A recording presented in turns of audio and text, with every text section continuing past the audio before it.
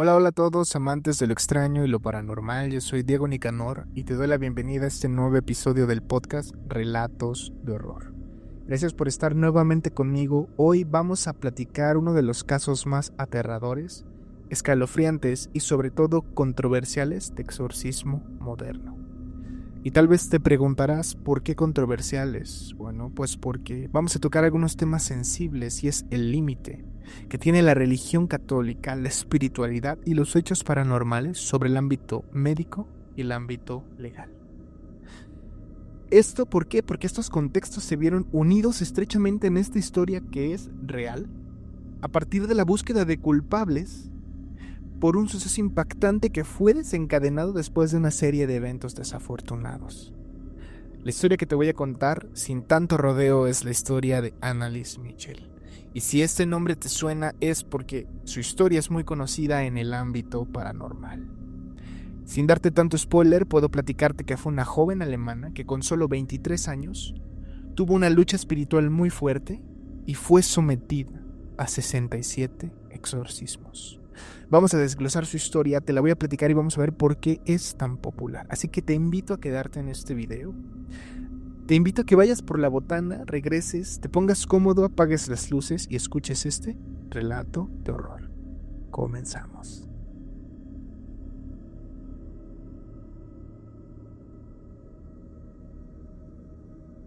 Annalise nace el 21 de septiembre del año de 1952 en un pueblo alemán llamado Leibelfing. Ella, irónicamente, crece en una familia demasiadamente católica.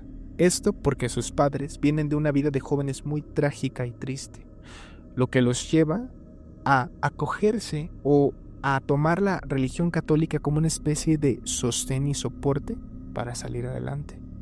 Esto quiere decir que el extremismo católico que vivía Annalise no fue por decisión propia, sino le fue impuesto. Sin embargo, quien la conocía decían que esto no le molestaba. Ella gustaba de ser devota católica, además de que rezaba diariamente y asistía a misa con normalidad. También tenía una personalidad muy tranquila, amable y demasiado reservada.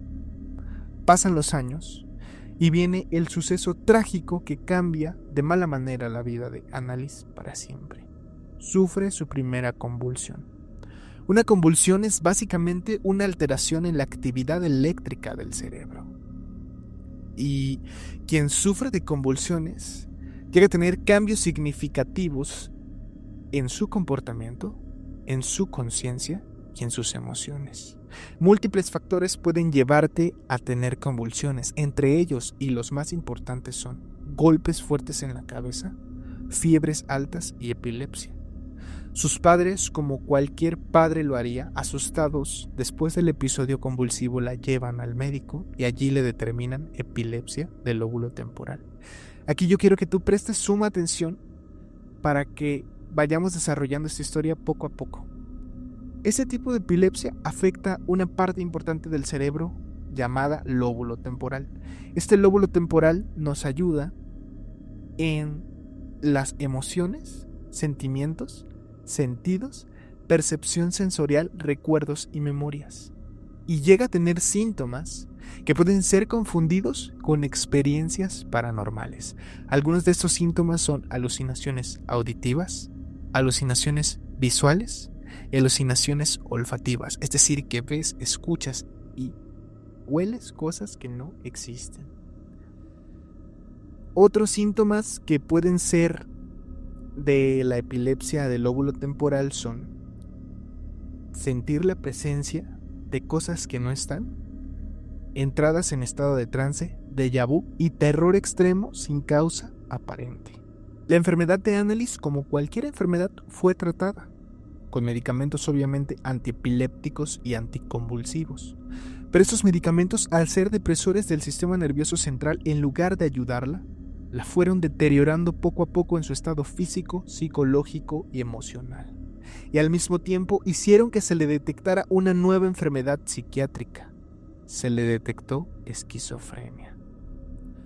Pasan los años y cuando Annalise cumple 20 años tiene una actitud y un comportamiento que preocupa a sus padres y a las personas que le están dando esta atención médica. Por primera vez después de 4 años, porque te recuerdo que inició a los 16, ella menciona ver rostros demoníacos, escuchar voces demoníacas que le dicen que está condenada al infierno. Y además de esto, menciona que llega a tener percepción de aromas a cosas podridas. Y esto sin ninguna causa aparente. Si tú eres seguidor del terror, no necesitas ser experto de lo paranormal, porque esta información se ha compartido por mucho tiempo, que cuando hay manifestaciones demoníacas en los hogares o en las personas, llegan a tener percepción de cosas podridas sin razón aparente, es decir, que no hay nada podrido a tu alrededor que ocasione estos aromas. Sin embargo, si partimos desde un punto de vista crítico en la vida de Annalise, sus problemas psiquiátricos podrían explicar estas alucinaciones, porque como te mencionaba, los padecimientos que tenía tenían síntomas, que podrían explicar este tipo de manifestaciones.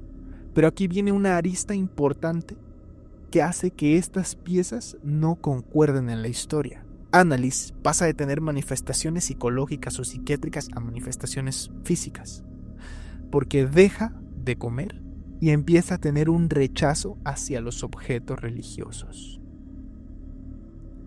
Deja de comer también porque dice que los demonios no se lo permiten. Y sus padres empiezan a ver que los eventos convulsivos dejan de ser solamente convulsiones. Annalise comienza a tener una fuerza sobrenatural que ocasiona que ni 4 personas puedan sostenerla. Y esto a pesar de que ella era una persona muy delgada. Empieza a hablar en lenguas que ellos no sabían que hablaba, como el latín. Y además tiene movimientos que no van con personas de su complexión, porque como te comentaba, antes de su deterioro físico, Annalise ya era una joven muy delgada. Esto lleva a pensar a los padres que el padecimiento y los tormentos que tenía Annalise van más allá de lo clínico. Y es aquí donde yo quiero hacer un paréntesis. Si bien la fuerza sobrehumana pudiera explicarse de una manera lógica por su padecimiento, pues alguna descarga adrenérgica, es decir, la sobrecarga de adrenalina, puede generar esta fuerza sobrenatural en las personas, lo que no se llega a explicar es la aberración hacia los eventos o los objetos religiosos. ¿Y esto por qué? Porque hay exorcistas que tienen una especie de estudio para detectar si una persona está poseída o no. Este estudio es llevado a cabo por los exorcistas porque ellos son los últimos en creer que una persona está poseída. ¿Esto por qué?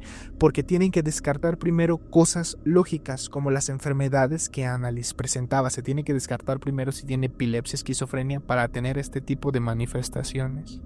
Lo que se hizo con Annalise. Y si hay cosas que no tienen lógica y que no concuerdan con la enfermedad, es allí donde podría pensarse en una posesión demoníaca. El padre Gabriel Amort, que estoy seguro que tú conoces, que es un famoso exorcista católico, comentaba que nosotros atribuimos cualquier tipo de síntoma o manifestación a que estamos poseídos por el demonio. Sin embargo, esto puede tratarse o liberarse únicamente con una confesión sincera. Sin embargo, si estos síntomas están acompañados de los siguientes hechos, como hablar en lenguas que no conoces, tener fuerza sobrenatural, hacer presente cosas que no están o están alejadas, podría verse aquí que estamos tratando con posesión demoníaca y es necesario realizar un exorcismo. Un exorcismo, con palabras muy, digámoslo, ignorantes, porque yo no soy exorcista, no estoy acercado a la teología ni nada por el estilo, es simplemente de la mera investigación de la historia, es, en mis palabras, una especie de ritual que es llevado a cabo mediante oraciones donde se pide y se invoca el Espíritu de Jesús y el poder de Jesús para poder liberar a una persona o alma del poder del demonio. Eso es un exorcismo y es a lo que tenían que someter a Annalise. Sus padres pidieron durante muchos años, la ayuda de la iglesia, pues decían que Annalise estaba poseída, pero por lo que te acabo de comentar, la iglesia no les otorgaba esta ayuda porque Annalise ya estaba diagnosticada con enfermedades psiquiátricas, lo que haría imposible que ellos creyeran que Annalise estaba poseída. Pero no fue hasta que Annalise, el año de 1975, en compañía de sus padres y con pruebas en mano, se acerca a la iglesia y solicita para ella el primer exorcismo. Con las pruebas, los sacerdotes confirman supuestamente que Annalise está poseída. Es así como el obispo de su ciudad le autoriza mediante el Vaticano al sacerdote Arnold y al sacerdote Ernest que le sean realizados los exorcismos a Annalise. Y es aquí donde comienza el martirio de Annalise, porque los próximos 10 meses es sometida a 67 sesiones de exorcismo. Cada sesión duraba 4 horas y comentaban que había días que hasta le realizaban 2 sesiones, es decir, pasaba 8 horas siendo exorcizada. La mantenían atada y era un martirio para ella. Durante estas sesiones de exorcismo comentaban sus padres que ella cambiaba su voz natural a voces guturales que mencionaban que ella estaba poseída por Lucifer, Caín, Nerón, inclusive el señor del bigotito alemán. Y si esto no fuera poco, Annalise también se llegaba a arrodillar más de 600 veces por día, lo que desencadenó a tener lesiones muy terribles de rodilla, pues se rompió los ligamentos, ocasionando que ella quedara imposibilitada para caminar, teniendo que ser asistida para cualquier tipo de movimiento. Durante estas sesiones de exorcismo se grabaron cerca de 42 cintas, las cuales están en internet y te voy a presentar a continuación. Te pido que si eres una persona sensible de estos temas, no la veas solo. Si la vas a ver, la veas de día. Y si es de noche, te esperes a la mañana, porque créeme que yo las vi de noche y están aterradoras. Se me erizó la piel solo de escuchar las voces. No sé realmente, yo no creo que estuviera poseída, pero me hace dudar estas cintas de audio. Y aquí te las presento.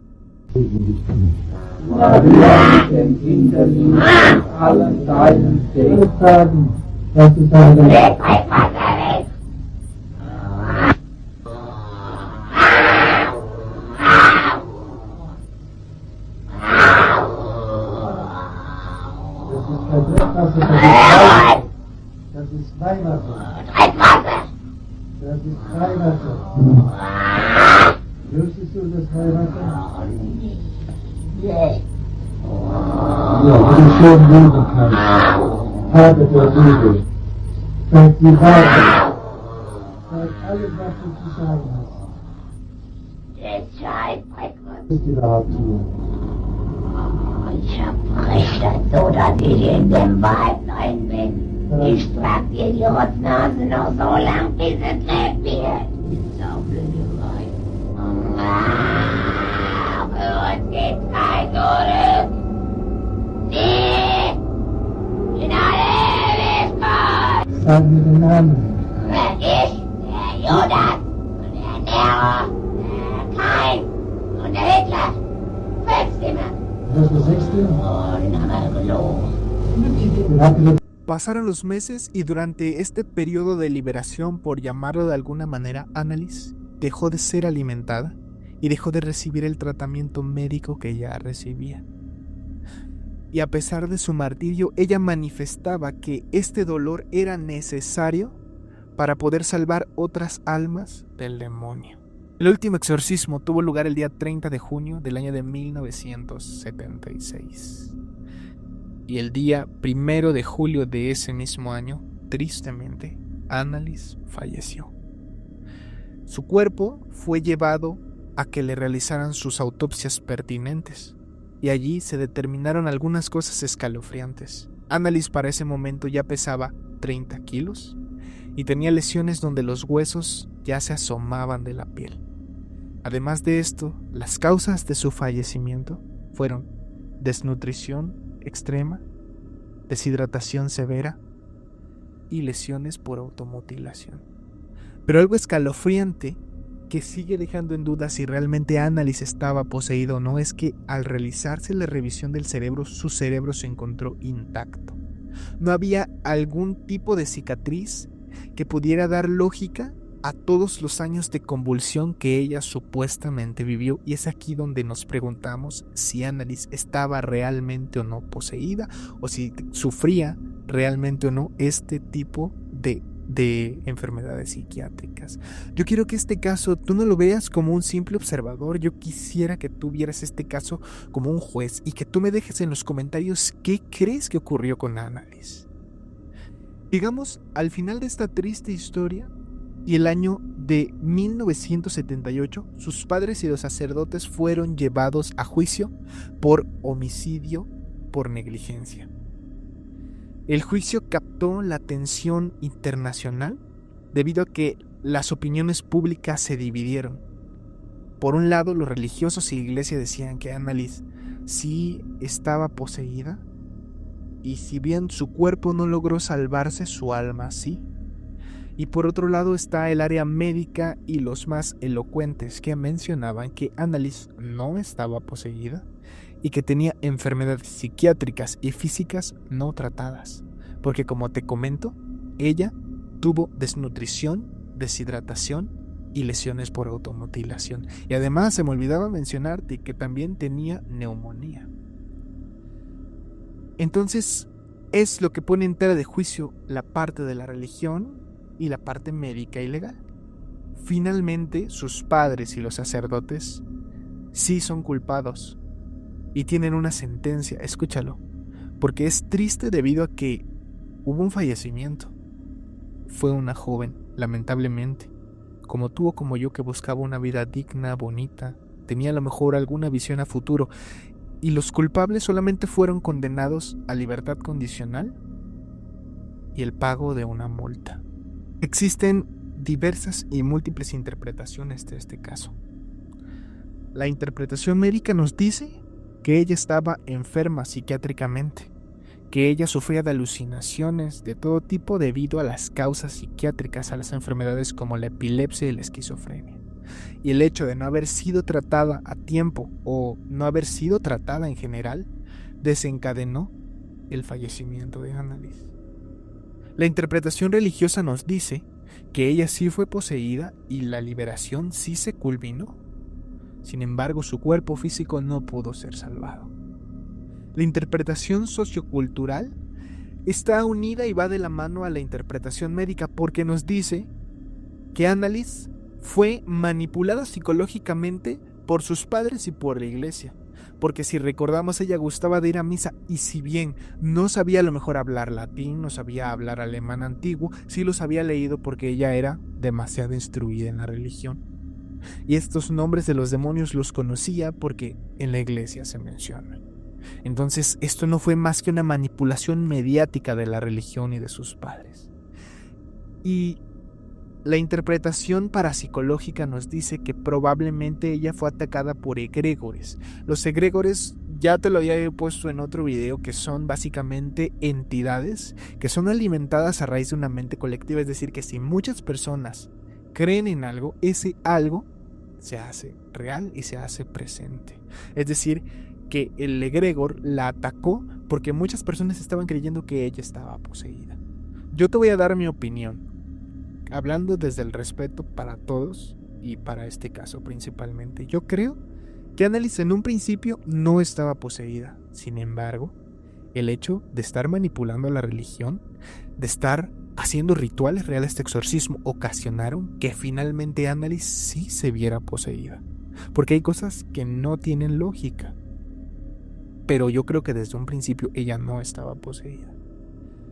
Yo quiero saber tú qué piensas en los comentarios, por favor, te lo pido, porque este caso es demasiado interesante y hasta la fecha no llega a haber alguna resolución completa, porque sigue habiendo este debate entre si estaba poseída o tenía alguna enfermedad psiquiátrica Annalise. Espero que este video te haya gustado. Te invito a que te suscribas, compartas con tus amigos y me sigas en mis otras redes sociales. También te pido que si tú tienes alguna historia aterradora, me la dejes en el correo que te está apareciendo en pantalla. Te pido que tú en la parte donde dice asunto, donde me vas a mandar el correo, lo categorices, es decir, que si es una historia de brujas, pongas brujas y me describas tu historia. También en la misma historia me digas si quieres que tu historia sea anónima o quieres mandar saludos a algún familiar, o es sobre algún familiar, o si es sobre ti o sobre cualquier persona. Esto ha sido todo por este video. Espero que este caso te haya gustado. Espero me acompañes en una siguiente emisión de este podcast llamado Relatos de Horror. Nos vemos en la siguiente. Hasta la próxima.